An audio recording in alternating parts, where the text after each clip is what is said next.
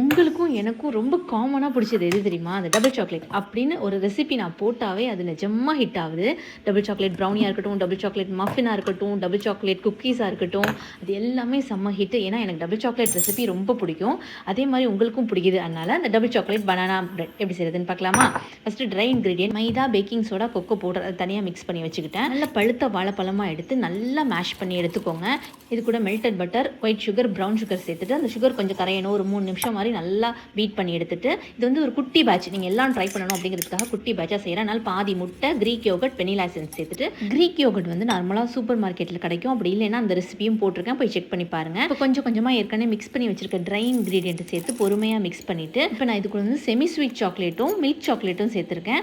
அதையும் சேர்த்து ஸ்பாச்சுலா வச்சு பொறுமையாக மிக்ஸ் பண்ணிவிட்டு ஒரு லோ ஃப்ளேமில் பேட்டர் அப்படியே சேர்த்துட்டு மேலேயும் மில்க் சாக்லேட்டும் செமி ஸ்வீட் சாக்லேட்டும் சேர்த்துருக்கேன். இப்போ இதை 175 டிகிரி ப்ரீ ஹீட் பண்ண ஓவனில் ஒரு 45 மினிட்ஸ் வச்சு எடுங்க. பர்ஃபெக்டாக ரெடி ஆகி வந்துடும். ஒரு டூத் பிக் வச்சு செக் பண்ணி பார்த்துக்கோங்க. நல்லா ஆறின பிறகு கட் பண்ணி சர்வ் பண்ணுங்கள். நல்ல சாக்லேட்டியாக அவ்வளோ டேஸ்ட்டாக இருக்கும். அதுக்கப்புறம் நிறைய பேர் அந்த டின்னோட சைஸ் என்னன்னு கேட்பீங்க. டின்னோட சைஸ் வந்து கீழே கேப்ஷனில் கொடுத்துருக்கேன். மெஷர்மெண்ட்லாம் ஸ்க்ரீனில் இருக்குது. லோஃப்டினோட லிங்க்கும் பயோவில் இருக்குது. வேணா போய் செக் பண்ணி பாருங்கள். தேங்க்யூ.